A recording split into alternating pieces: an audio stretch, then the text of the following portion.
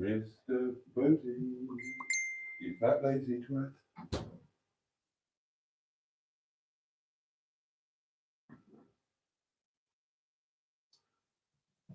Give me some reasons like that.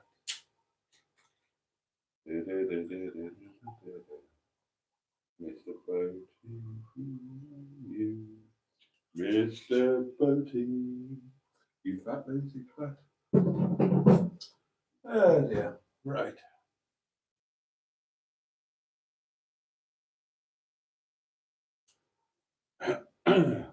Here we go then. Jolly good. Good evening, darlings, and a very warm welcome to Thursday Night Live with me, Boaty. I'm going to be coming into your eyes and, oh, what's that now? Oh dear, it's not. Is it going to be one of those where I'm consistently interrupted and, oh, where's that gone then? Oh, balls, what have I done with that?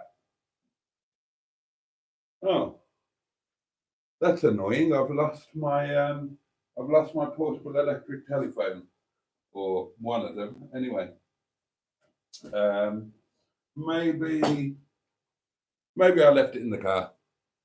I'll go and have a look after this. So where was I? Good evening and welcome to Thursday Night Live. Yada yada yada, blah blah blah, etc. etc. On something of a special day, a somewhat unusual day. It is the 29th of February, and as you will know, my little bowls of angel delight, 29th of February has only come round once every 4 years. So if you looked on your Facebook memories today, you will have seen something of a paucity, a scarcity of previous posts because, the probability is that there would be exactly 1/4 or 25%, whichever is larger, of the posts that you would normally see. And of course, tradition has it that this is the one day that comes around every 4 years where a lady can propose to a gentleman,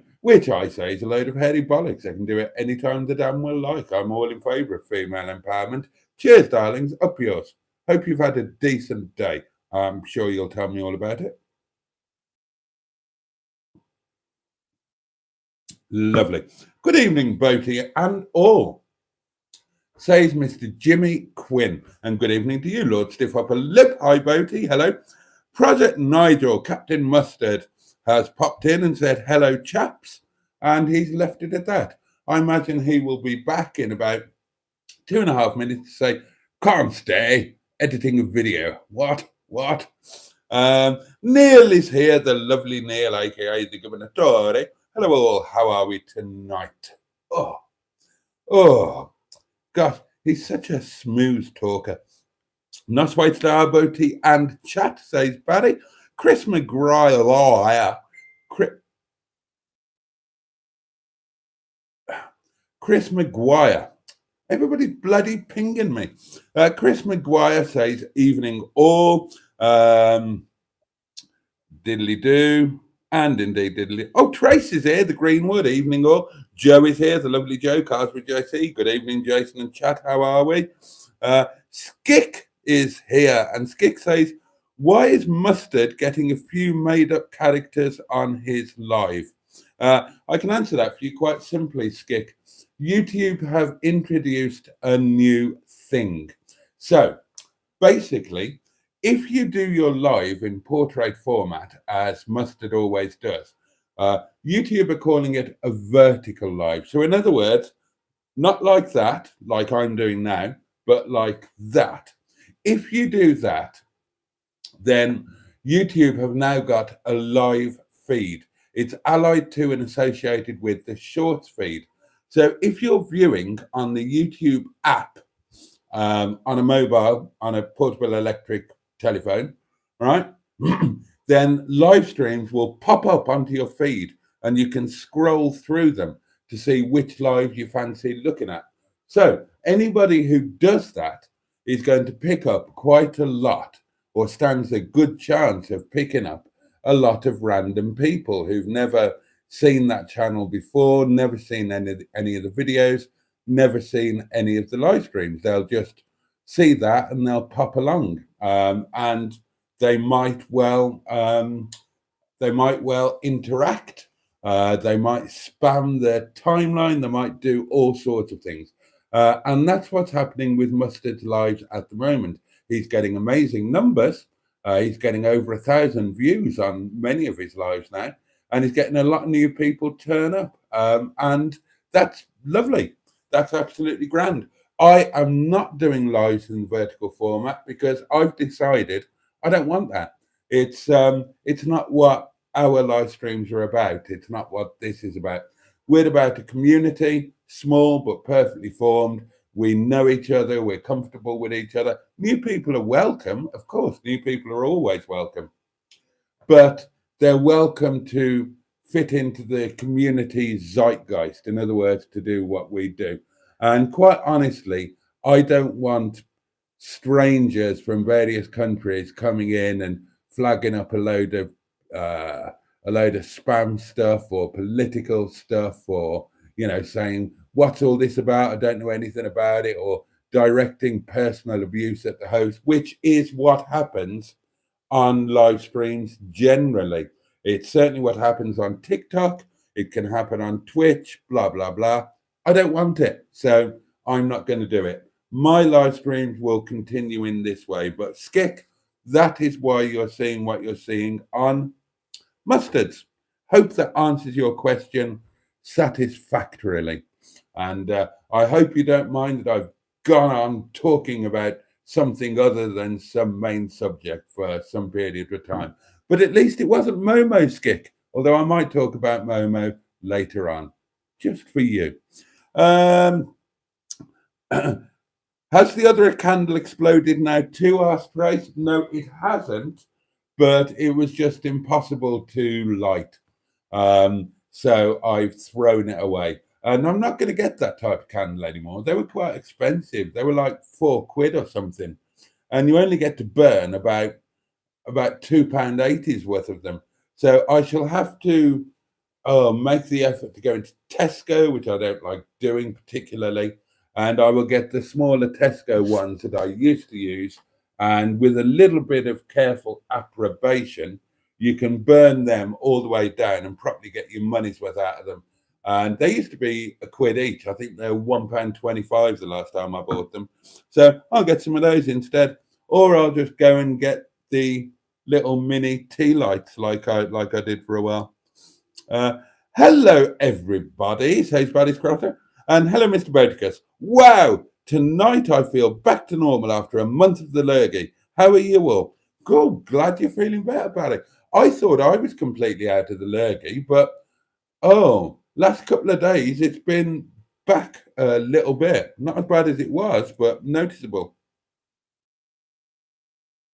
Hello, Boaty and everyone in the chat, says Andrew Buttigieg. How are your doings? A good question indeed. Sophie's with us. Hi, everyone. And Sophie's just hopping in as she's tired and hasn't had any sleep. Oh, well, thank you. Has the table been cleared for pottering duties? Hope springs eternal. You never know. The reason we have leap year, says Barry, is the length of a day. It takes 23 hours and 56 minutes for the Earth to turn. Oh, there you are. Neil did some work on Harry today while at work. I was waiting for work at the time. The stereo is fitted and working well. Took some wiring in, new aerial fitted, but found the fuel leak. It's the tank seam split. Oh, and Mustard is indeed here, and he would like to make that abundantly clear. Frank G _05 is with us. Evening, everyone. Hope you're well. Mark Passad, evening, Boaty, and good evening all here. And Mustard says it's working quite well for me, talking about his live stream. Anyone knew that spams gets bollocks? Anyone knew that spams gets bollocks? Okay. Have you convinced Mustard to sell you the Diesel 45 yet? Asked Chris McGuire. Not yet, work in progress. If you're going to do lives like mustard, you need a mod, says Boaty Scrotter. Well, I'm not, so I don't. Boaty, has anyone ever got splinters from your table? Asked Boaty Scrotter. No, absolutely not. This was a hugely expensive table, and it is not the kind of thing that would give you splinters. I can quite happily confirm that quite a few pairs of nubile female buttocks have been perched on this table with no ill effects whatsoever thereafter. So there you are.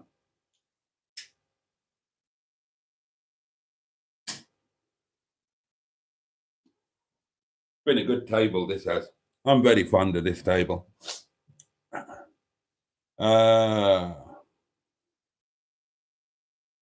Oh, right. Okay. That book says, Neil, I remember my dad had Princess and Granada petrol tanks reconditioned / repaired back in the 1970s, back when radiators could be recored for cheap. Ben is here, and Ben says, I hear you're looking to acquire a Rover 45 diesel, strictly for pastoral work now, Father. Yeah. I am rejigging the fleet. I have looked into the insurances. I need a daily car. And not ideally, it definitely needs to be a diesel. So my shortlist is Ford Focus Mark II, Ford Fiesta Mark whatever it is. I even thought about a Jaguar X-Type. Had one of those before. Was an absolutely splendid thing apart from the rot. It was certainly very economical. But a Rover 45 I would find perfectly acceptable. And of course, that would be more in keeping with the rest of the fleet. But that is the way that the fleet is going to move forward. I will have a daily car. I will have a Land Rover, probably. Not 100% on that yet, but I'll have a daily, I'll have a Land Rover, and the others will all be cars which can be insured on classic policies. And that will keep the costs down because I've got to look at costs. I'm desperately trying to get myself back on an even keel. I got myself into debt when after I had the accident, and then Chinese Madam got me into even more debt when she was here and living the life of a rich lady, but without putting a bloody hand in her pocket. So I was paying to live the life of a rich lady. And I'm trying to get back on an even keel. So, payment plans set up left, right, and centre. And obviously, I'm not going to deny myself any pleasures. There has to be some pleasure in life, especially when you work your ass off like I do. But arguably, the fleet had kind of got a little bit out of hand. And certainly the insurance costs were probably the major part in that. So if I can, you can work it out for yourself. If I'm paying 30 to 40 quid a year for insurance rather than 30 to 40 quid a month, and then you multiply that across several cars, then you can obviously see the level of savings that are going to be there. Yeah, you've still got to tax them. Yeah, you've still got to keep them on the road. But the point is, I've been paying a lot out on insurance. And if I go down this route, I will be paying less. And also, if I get a diesel for my daily car, that will save me money on a daily basis because I'm using Cheeseburger at the moment. And Cheeseburger is surprisingly not uneconomical. That would be wrong to say. But Cheeseburger is surprisingly less economical than a 1.4. Cheeseburger is 1.6, of course. And for whatever reason, they are just, they are they are more uneconomical than you would expect compared to a 1.4. You would expect a little bit of difference, but it's actually quite a marked difference. So if I can get my bum into a diesel, then that's also going to give me quite a noticeable saving. I mean, and it adds up. I mean, obviously I'm out 7 days a week, 6 days a week with work, and then I'm out and about on the Monday as well. Now, compared to a diesel, I reckon I'm putting £6 to £7 a day more in Cheeseburger than I was in Derrick, for example. Actually, it might have been even more than that with Derrick. So again, if I can save £6, if I can save £6 a day on fuel, then multiply that by 7, you're into 42 quid. Multiply that by 4 or 5 weeks, and you're talking 2 to 250 quid a month. And that's quite a considerable sum. So I just need to screw the loaf and cut the cloth accordingly. So I do need a diesel daily.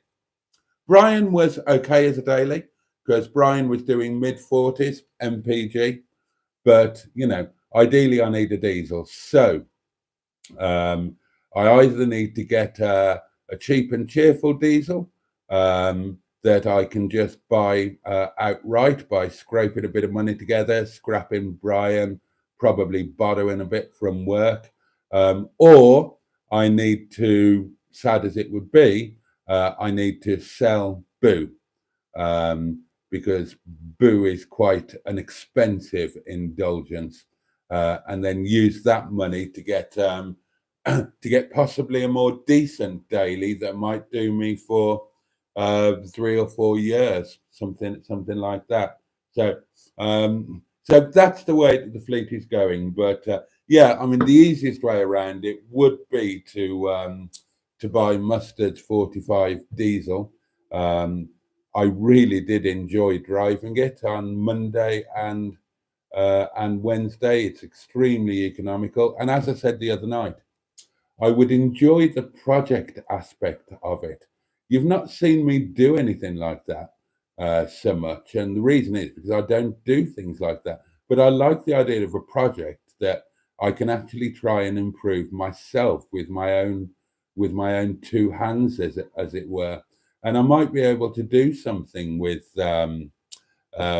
Prince Albert. I mean, just getting a decent stereo in there that worked and that wasn't half hanging out of the dash would be a start.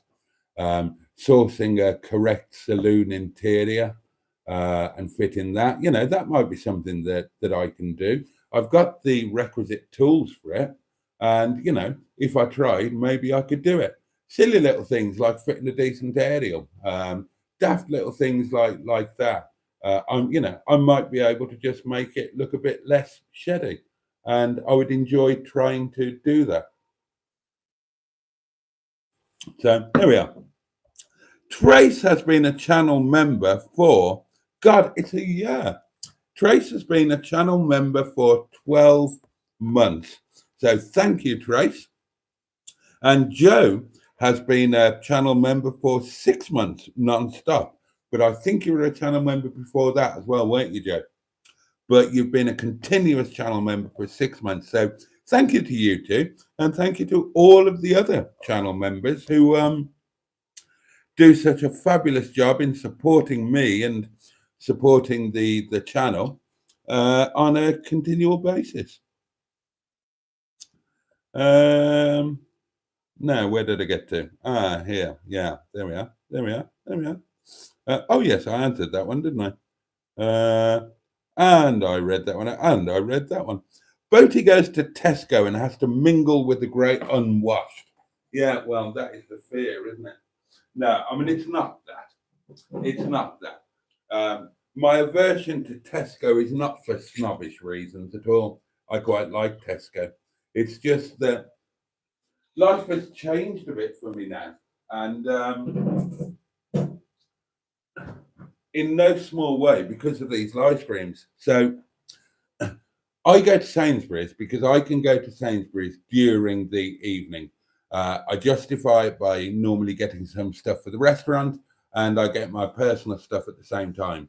So I'm doing that on the work clock, not on my clock. Whereas Tesco is on the way home. Tesco is in Clay Cross, or the Tesco that I use is in Clay Cross, or there's one in Alfreton. So I can't get to that from work. It's too far away. So that means to go to Tesco, I drop in on my way home from work, which never used to be a problem. Unlike Sainsbury's, which closes at 10, Tesco remains open until midnight. So not a problem to nip in on the way home, except that now it is. On Monday, I'm not coming home from work, so I'm not going past Tesco. Tuesday, Wednesday, Thursday, I haven't got time to nip into Tesco. So I've got to race back from work to spend this time with you wonderful people. Sunday, it's closed. So that leaves Friday and Saturday. And to be honest, Friday and Saturday are the busy days. I can't be asked. By the time I'm done on a Friday and Saturday, I just want to get home. I don't want to ask about it. And because I'm so busy on the other days of the week now, Friday and Saturday night, believe it or not, there'll be an hour on a Friday and Saturday where I get home. And those are housework hours. Because maybe it's not something that other people think about or non-YouTubers think about. But if you're trying to do YouTube and you've got a full-time job, both of which apply to me, you don't get that much time because you've got to, it sounds crazy, but you'd be amazed how much time it takes up. You've got to film, you've got to edit, you've got to upload, and then all the other mad stuff like doing your socials, replying to comments.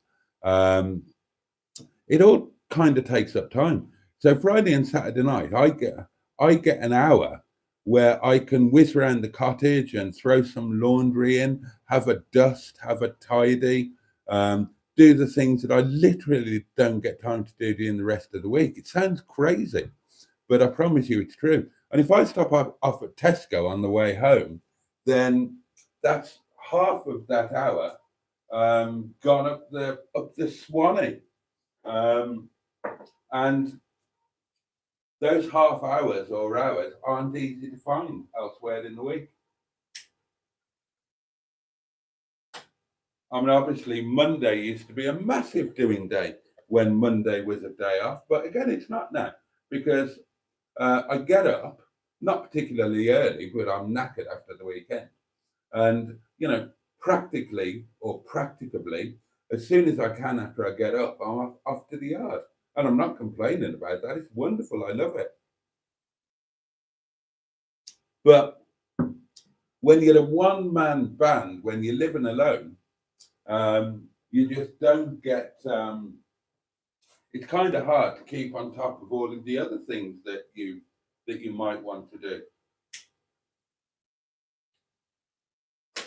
I mean, what I really need is staff. There are lots of little jobs that I would love to do around the cottage and that I would love to do outside when the weather gets a little bit warmer. But time really is the enemy. Although I suppose the thing to do would be to combine the two and just bung cameras up everywhere, bore everybody stupid, and get content by doing your daily tasks. Oh, people have made channels on worse stuff. Is it sad, says Frank G _05, that I look at that table and think, yeah, that is a nice table. No, I don't think it's sad, and Andrew agrees with you. No, Frank, I like the table as well, nice and solid. It is a fabulous table. It is, and it is a really quality thing. It's a Sheesum rosewood thing. Cost a fortune back in the day, and if you could see underneath it, and you could see the legs and the underpinnings of it.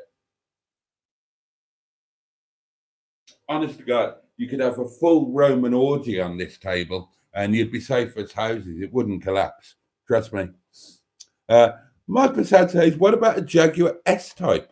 better than an X-Type in my opinion, and better built. Okay, what about it? I've had a couple of S-Types. I had a 3-litre V6, and I had a manual, and I had that was a Series 1 pre-facelift, and I had a Series 2 2.5-litre, and I had them both at the same time. Actually, they coincided with each other during my Jaguar S-Type period. What about them? Too expensive, not economical enough. Are they better built? I don't know. They suffer exactly the same rot in exactly the same places as the X-Type. They are built on a different platform, of course. The S-Type is based on a Lincoln platform, whereas the X-Type, as everybody knows, is based on a Mondeo platform. But I think the diesel options in an S-Type were, I think, the only diesel. I could well be wrong on this, so don't quote me. But I think the diesel option was a 2.7-litre twin turbo, wasn't it? Whereas with the X-Type, you can get, well, there's the 2.1, or there's the one that I had, which is the Ford 1.9 turbo diesel lump, which is a fantastic lump. It's powerful, it's torquey, it's quick, it's incredibly frugal. I mean, they're prone to doing the hoses, of course, but price is the main differential, I think, between S and X. I mean, I think S-Types have started, well, the S-Types that are left are starting to do a bit of dough now, aren't they? And for precisely the reasons that you say, then X's are a bit cheaper. I bought my X-Type. It was, you might have seen it on Facebook. It was obviously pre-YouTube. It was a light blue. I can't remember the exact spec, but it was a top of the range job. Half wood steering wheel, every option on it, full leather, obviously, climate, absolutely everything going for it. And I gave, if memory serves, I gave 600 quid for it. You can't really argue with that. Now, I bought it off a friend, and it was her ex-husband's car, who was an MOT tester. And so she got it from him as a favour for me. And so this car had failed an MOT quite badly on a number of things, including rot, but had obviously been fixed because it subsequently passed the MOT with no advisories. So I bought it, ran the MOT out on it, put it in for MOT with some confidence, and guess what? This car that I bought off an MOT tester failed the MOT on everything that it had failed on the previous year. So, did it miraculously develop exactly the same faults? Or did the MOT tester just pass the bloody thing and then flog it on to some unsuspecting whatever?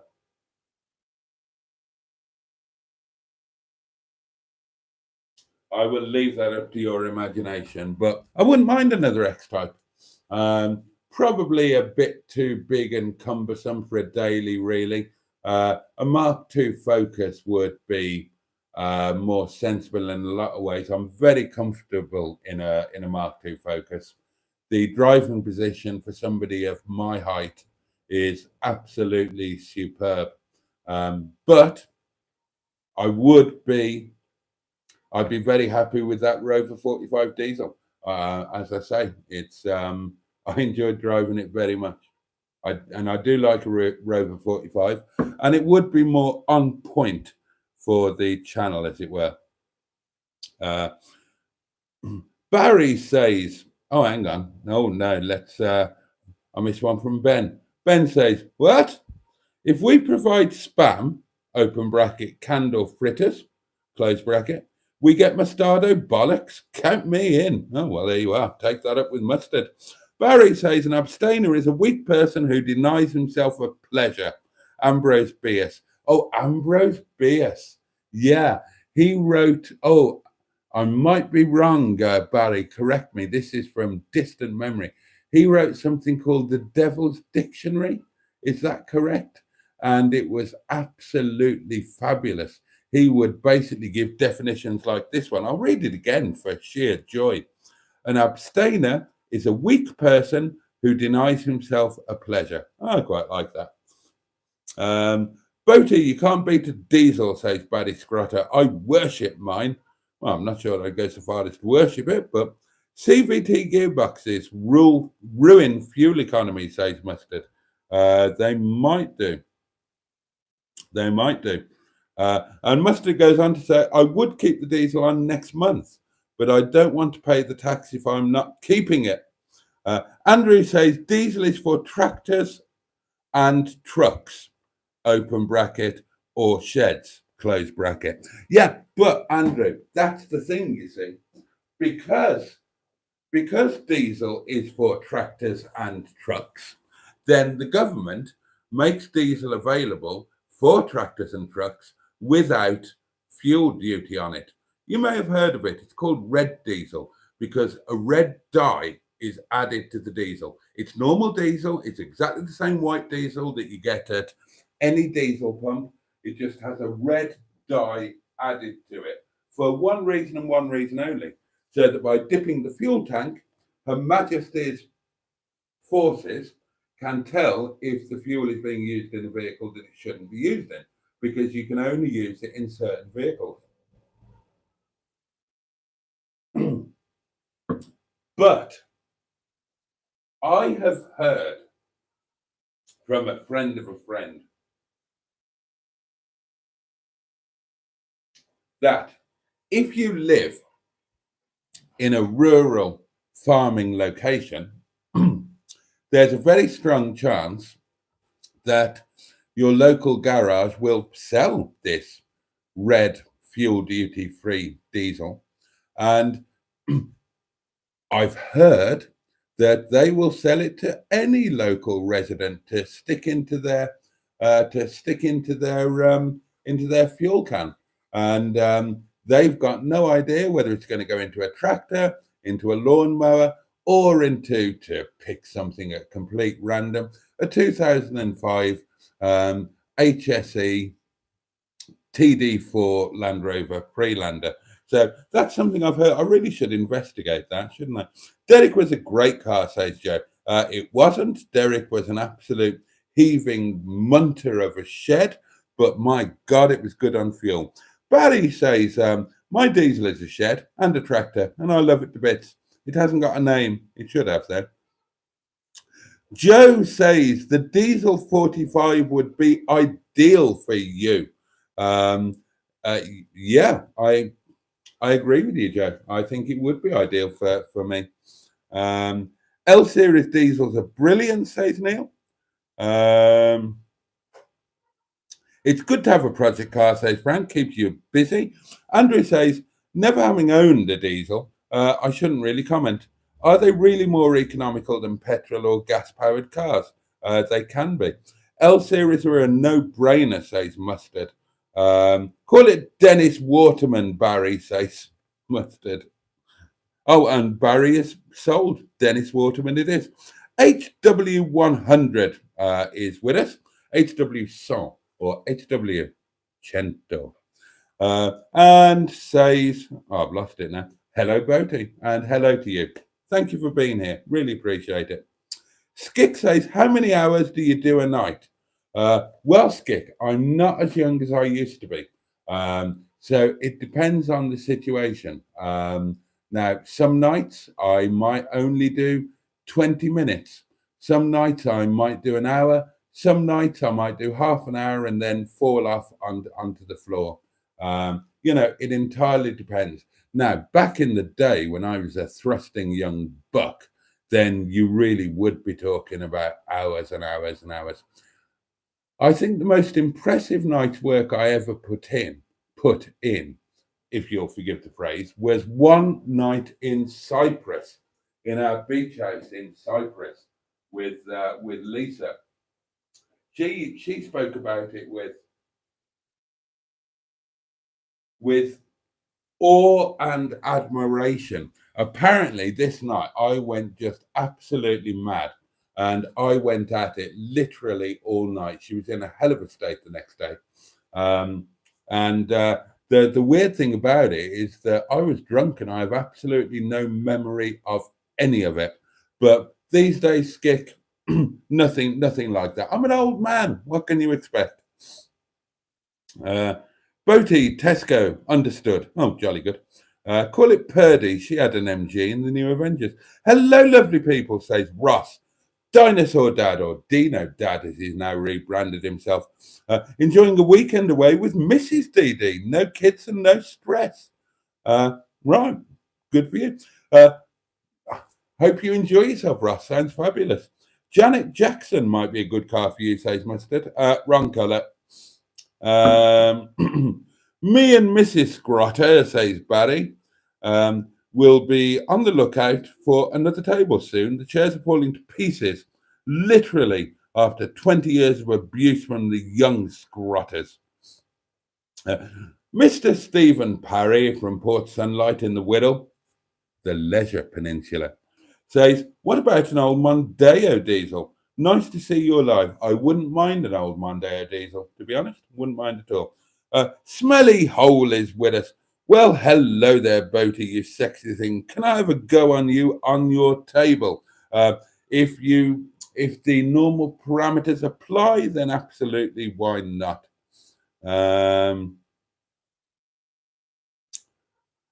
Dino Dad says, hi, Andrew. We have a Kia Sportage diesel and runs off an oily rag. 4 litres per 100 doings. Mustard says, often patches welded will rot back out again in the same place. MOT welding is not the same as restoration. It wasn't just the welding, Mustard. It was everything else. It failed the MOT on. So, suspension items, steering items, whatnot, which should have lasted for years. Miraculously, the exact same ones failed the MOT as failed the MOT 12 months prior. It was a bent MOT, let's face it. That's what it was. And I had to scrap the car. Which was a shame, as it was actually quite a nice car. It had a leaper and everything. One of the very few Jaguars I can recall owning that had a leaper. I suppose some of the older ones I own must have had a leaper, but that was in the long ago, so I don't remember them so much. But it was a super car. I bought that when I was with Boo, and we went to Skegness in it on my one and only visit to Skegness. I would never go there again because it's one of the worst places in the world. But I never blamed the car for that. Properly quick it was.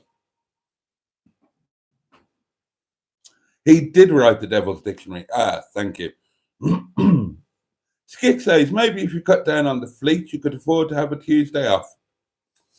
Ugh. Maybe. I doubt it. There are other things that I need to throw money at, Skick. Bad Book says, booked North Norfolk Street. Hang on. Booked North Norfolk St. George's Day rally today. Sheringham Station to Holcombe Hall. It's like wacky races. Everything from Rolls-Royce Phantom 5, Mini Marcos, E-Type Jags, Lotus Elan. Should be fun. It sounds it. Simone is here, hooked on classics and waves. Hello, Simone. Skick says my local garage in Lincoln sells red diesel. Well, there you are, see. Barry Scrotter says, Boaty, there's been a change recently on the law with red diesel. We can't run our Turbo shunter vehicles on red anymore. Well, you could. You just wouldn't be doing it legally. And Bad Books also says legislation just changed on red diesel. Can't be used on building site machinery or garden centre heaters. Customs and excise on the prowl. If Vosa dip red, it's massive trouble indeed. HW100 says, when do you plan to retire? Never, can't afford to. Wouldn't want to anyway. Don't see any merit in retirement. I will work until I drop. Retirement. How could I afford to retire?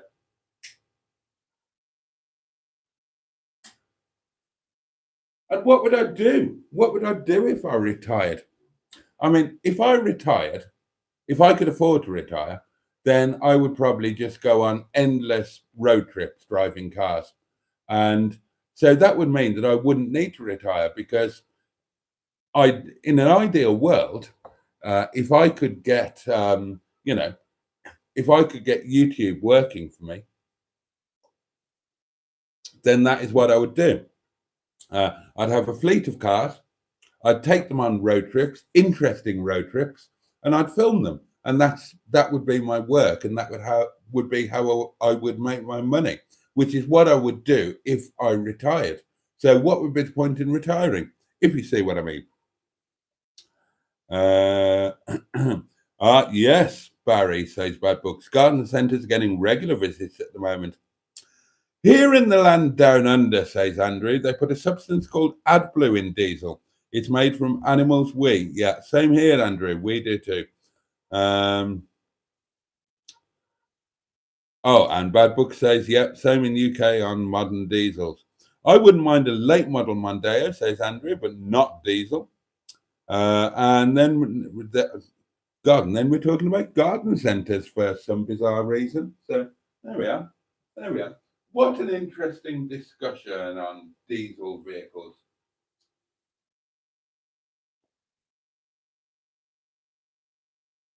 Well, I'll tell you what, for a little bit of interest.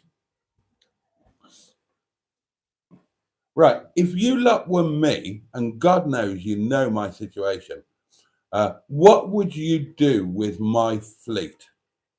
Like Skick, for example, said, thin out the fleet, have an extra day off, have an extra day a week off work, and presumably do some YouTube stuff with that extra day.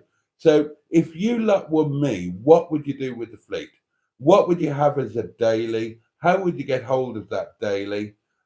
What would you do with the rest of the fleet in terms of what you kept or anything that you got rid of or anything that you added to it? And then what would you plan to do with them to achieve YouTube greatness or a little bit more of a living wage?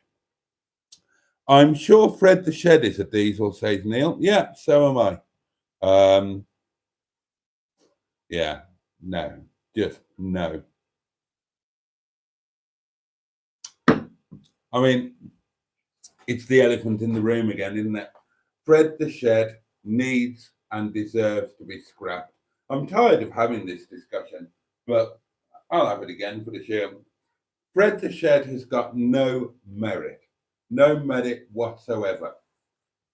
He's not saleable, and in order to get him saleable, then it would cost so much money that there would be no profit left in him. So as a company car, which is what he is pointless. He's just money sitting there rotting away, right?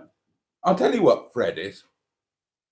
Fred is a pile of £5 notes sitting in the yard that you can't touch, that you can't just take out of their glass box or whatever and go and spend on another car.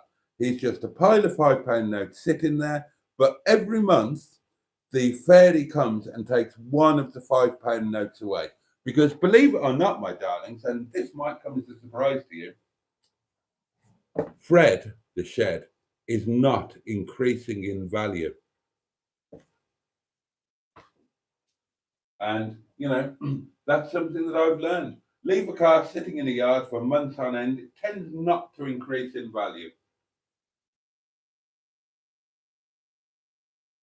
And Fred the Shed most definitely isn't. Okay. Right. Barry says, keep Richard. Okay. Dick-a-dum-dum. and Sheeson, sell the others, get the 45 diesel. Gosh, right, okay. So keep Richard and Sheeson. So sell Stigbert, Wet Leg, Miss Boo, and get the 45 diesel. Have the extra day off, says HW100. You deserve it. I do deserve it, but I can't afford it. So that's why it doesn't happen. Well, says Andrew, if Cheeseburger was here, you know what he'd suggest? Yeah, I've got a pretty shrewd idea. Simone got a surprise yesterday. Got a call from her driving job. Not had a shift since August last year. Bloody hell. Bloody hell, Simone. I mean, have you actually got a job then when you haven't had a shift since August last year? I mean, that doesn't sound like a job to me. How do you manage? I mean, not that I want to pry or anything, and it's none of mine or anybody else's business. But you must have another job then, yeah? Because I mean, how do you survive if your job doesn't give you a shift from August, September, October, November, December, January, February, March, 7 months without a shift? Bloody hell. Anyway, she got a call and looks like she might be getting to save some money again, so that's good. Skick says, I would sell most of the cars you have and use that past experience you have in car sales and stop saying you are old. Easy. Car sales is not as easy as you might think, or not even as easy as it used to be. The internet has made car sales a lot more difficult because car sales is not a problem. And certainly in the internet age, car sales is easy. Everything is done for you. All you have to do is make your car by a small margin, only needs to be a small margin, make your car the cheapest one available on Auto Trader within a certain radius, 50-mile radius, whatever. And as long as you do that, it will sell. And if you are a car dealer and you have the Auto Trader package, which all car dealers do, trust me, it's a massive package. Everybody uses the same thing. And it puts your car on everything. eBay, Auto Trader, absolutely everything. And it's got functionality which takes all of the skill of being a car. When I was a car dealer, right, we had to know what we were doing. We had to have some skill, some talent. You don't have to do that anymore. Your computer or your device, whatever you use, it will tell you what to pay for a car and what to sell it for. Easy as that. You just type the details of your card in and it will say you need to advertise it for this amount and it needs to stand you in at this amount, right? So easy peasy. Selling, piece of piss, not a problem at all. The difficulty is buying a car. And buying a car now has become a lot more difficult. Because if you are a small trader, where do you buy your cars from? Because in this internet age, then everybody has got much more of an idea about what their car is worth. You don't get people coming along to your dealership and saying, hello, I need to sell this car. I'm Mr. So-and-so. I live just down the street. It's a lovely car, blah, blah, blah, blah, blah, blah. You don't get that anymore. Everybody's got an idea of what their car is worth, and they will be probably perfectly capable of selling it themselves, retailing it themselves via Facebook or eBay or whatever else. And getting better money for it than you would be able to give them. So where do you buy your car from? Well, you certainly can't go to auction. That's been proved on multiple YouTube channels, you just can't buy an auction. Two reasons. One is the same reason as there ever was, but it's more true now than it used to be.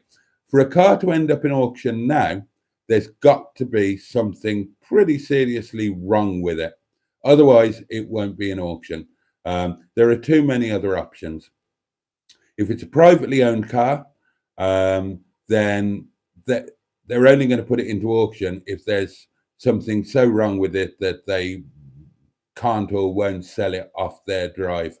If it's a part exchange main dealer car, again, it's not going to go into a physical auction because there are so many trade auctions now that are entirely online that no sane dealer would put it into a physical auction.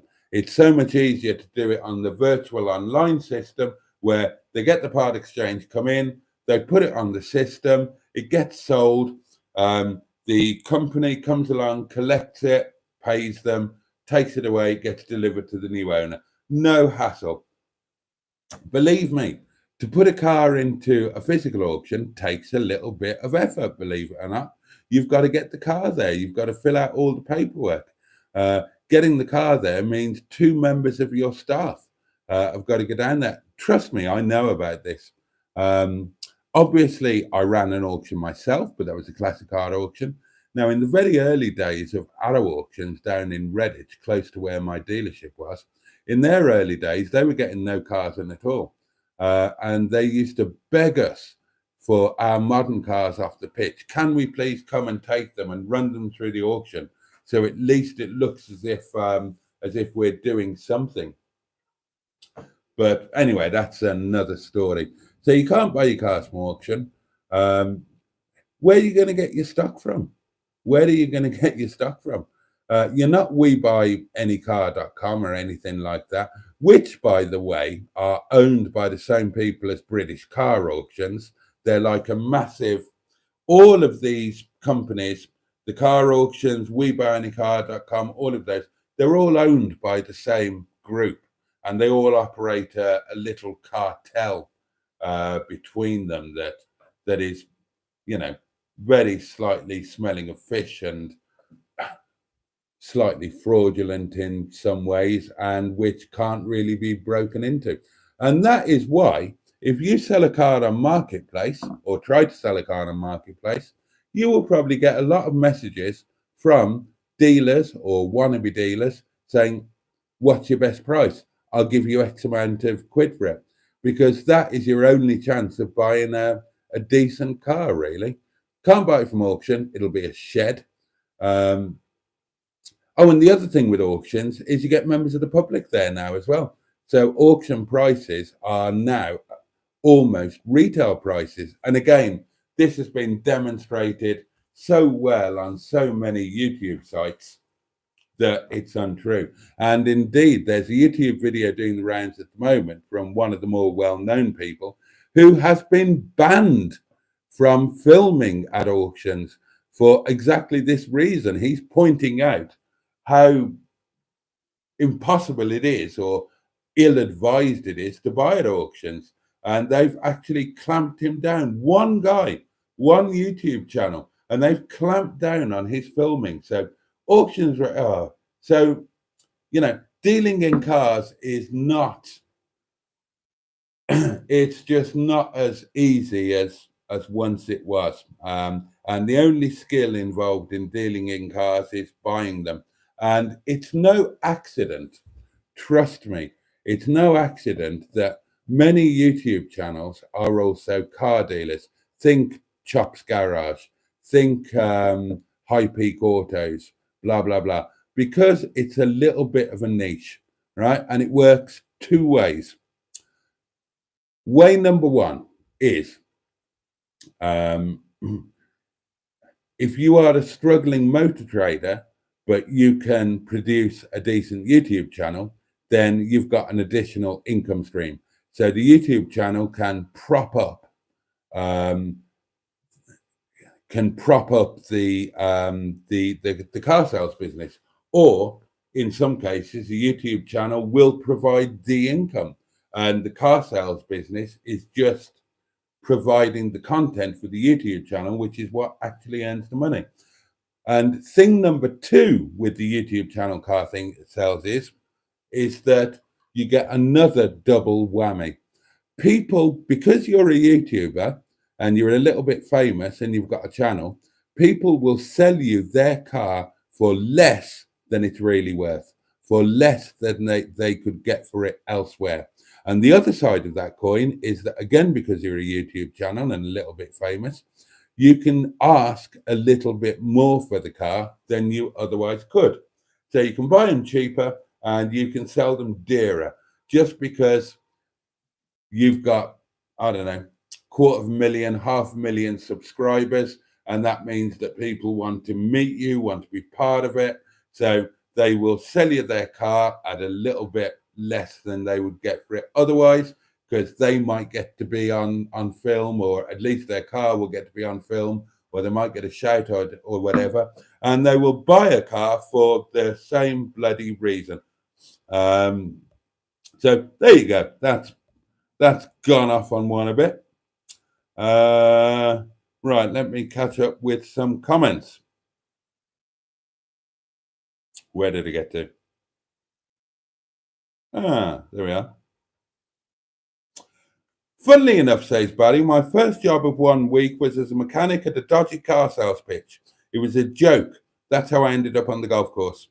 I think, says Barry Scrotta, the channel is more about you than your cars. You have the mustard link for the cars. I think that's a fair point, actually. At the end of the day, Boaty, do what's best for you. Skick says, can we have a vote to say who wants Cheeseburger back? No, Skick, you absolutely cannot. And if you'll forgive me for saying so, that's a very high-handed thing for you to say, and a very wrong thing for you to say.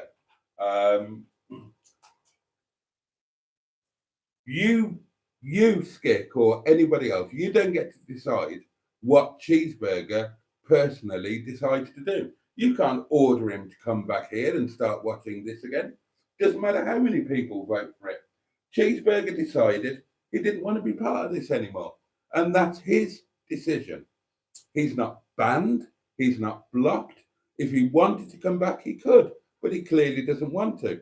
So you saying that he should, or having a vote to say that people want him back, is completely wrong.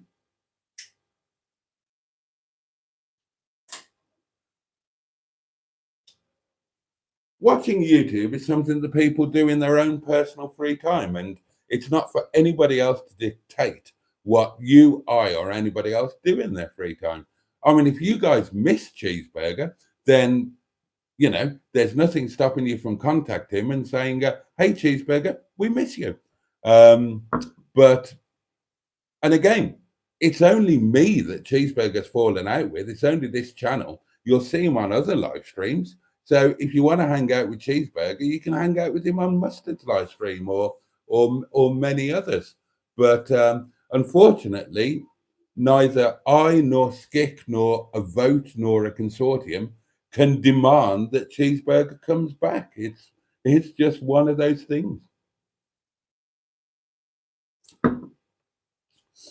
What happened with the City Rover, asked Simone? It's sold, as far as I'm aware. And we didn't buy it.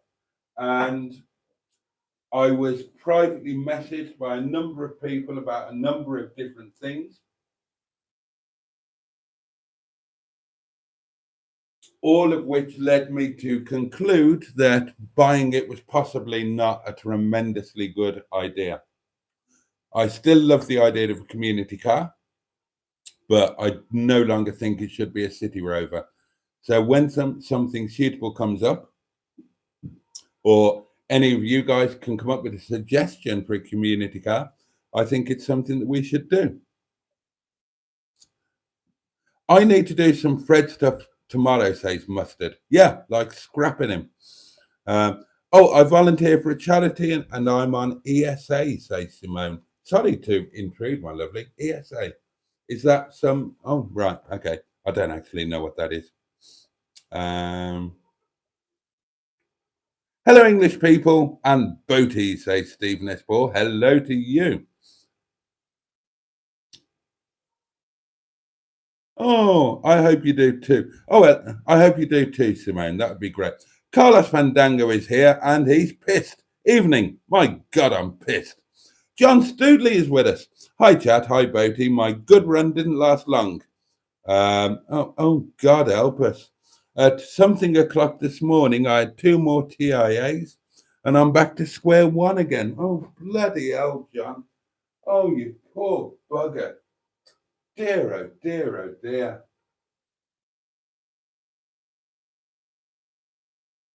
Oh, I'm so sorry to hear that. That is just beyond rotten. Mr. Stephen Paddy from Port Sunlight on the Whittle, the Leisure Peninsula, says, "What's the biggest profit you ever made on when you were a car dealer back in the days?" Good question. God.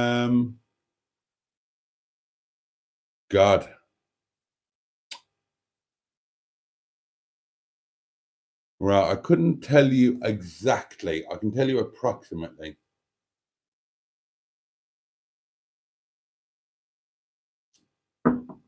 About, oh, let me try and get this exactly right now. It would have been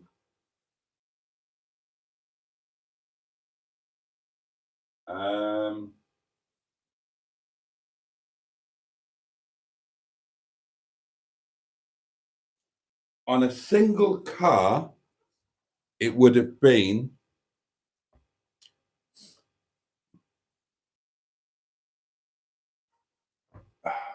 on a single car, it would have been about 180,000.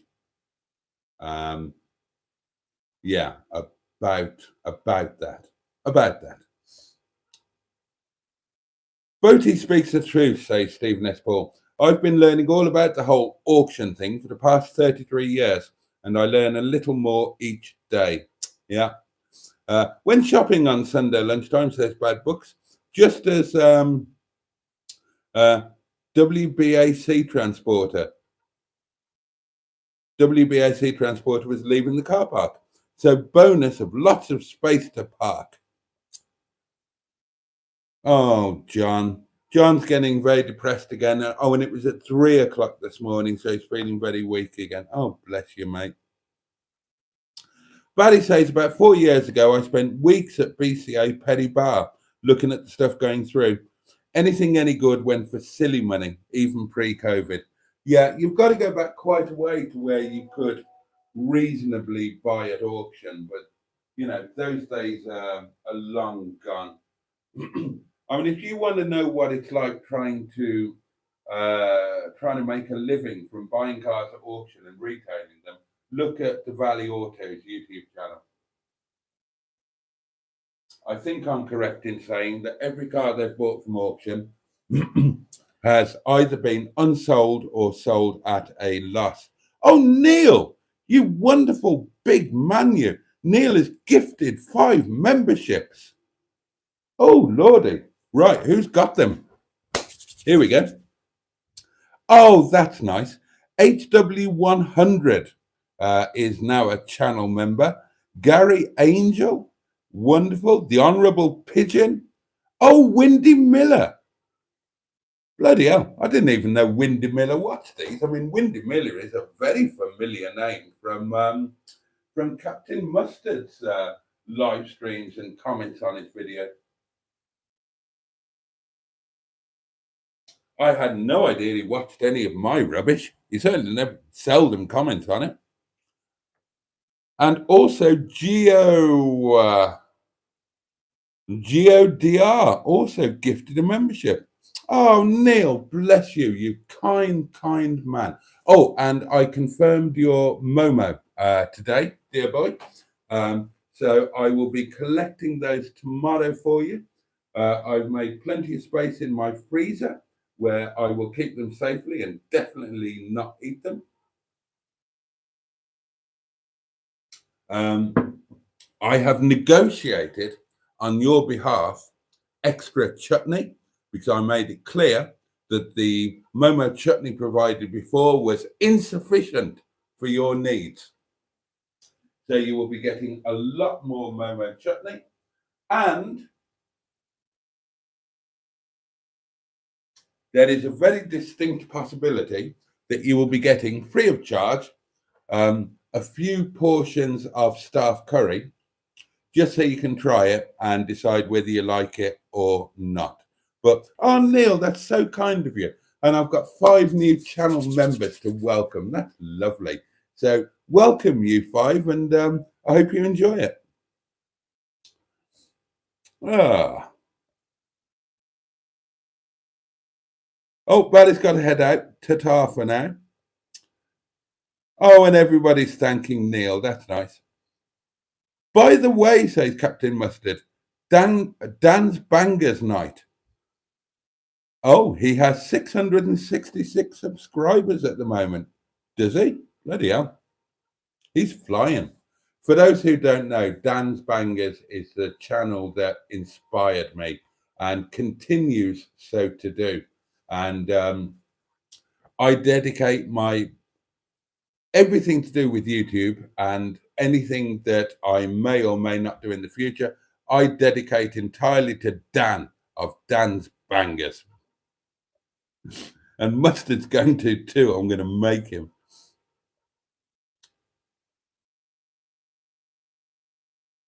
Oh, I see, Skip. That's fair enough. Nobody's demanding Cheeseburger comes back. The idea of a vote would be to show Cheeseburger that he is missed. Well, that's fair enough. I'm pretty sure he knows that. And I'm not going to do a vote on that because I don't want to pressure somebody into doing something that they may not particularly want to do. So I would suggest that he doesn't do Facebook, does he?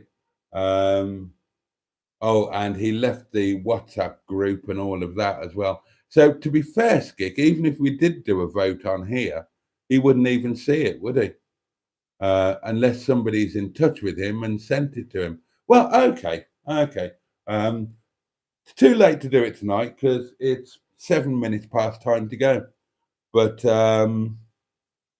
yeah, we can do that. Maybe that's quite a nice idea, actually.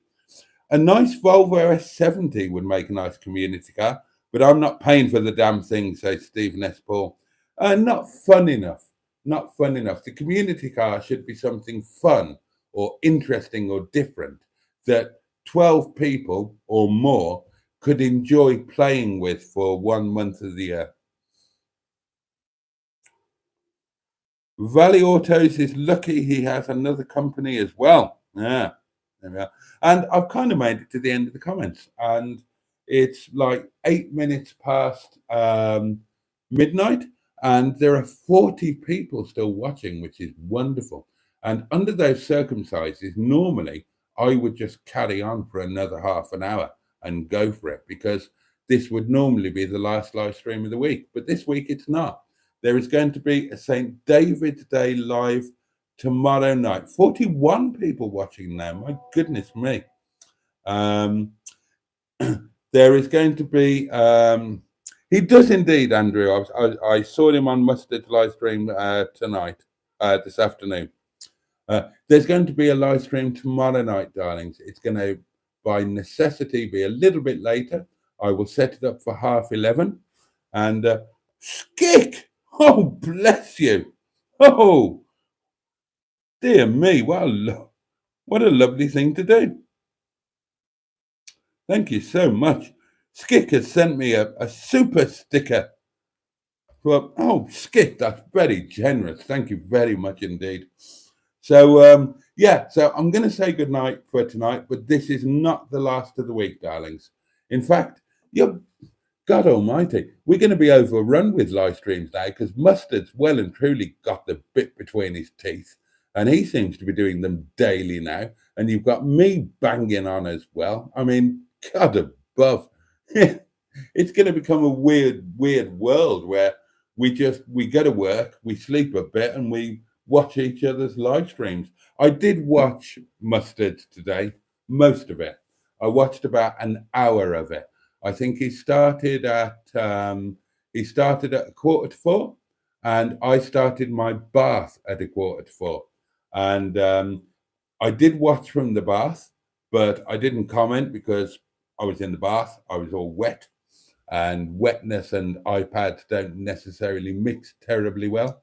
And I watched a bit of it while I was getting dressed and all of that sort of thing. I missed the end, but I was there, you know. I just didn't comment.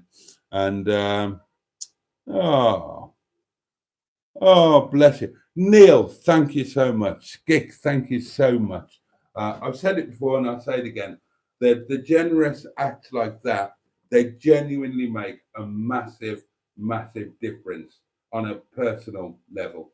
Honestly, some of you guys and the things that you do, you've genuinely made the difference between me being warm because I can put the heating on and not being warm, or things like that. And it doesn't get much more real than that, does it? So I really am so grateful. John, we all send you our love.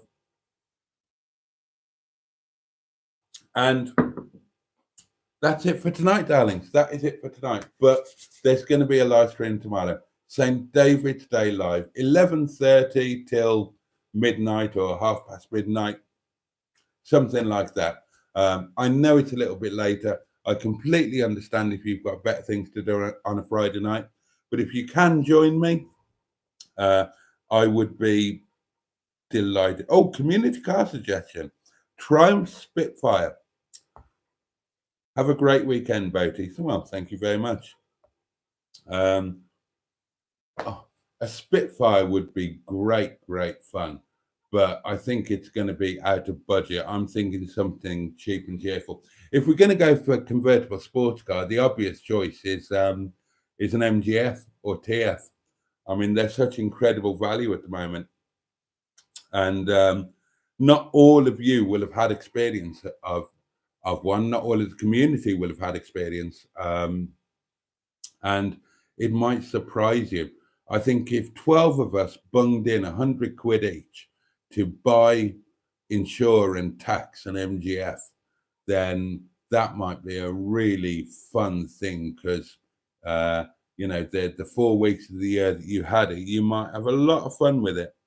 And it is, of course, Jimmy Quinn's birthday. That will be the other little celebration for tomorrow night.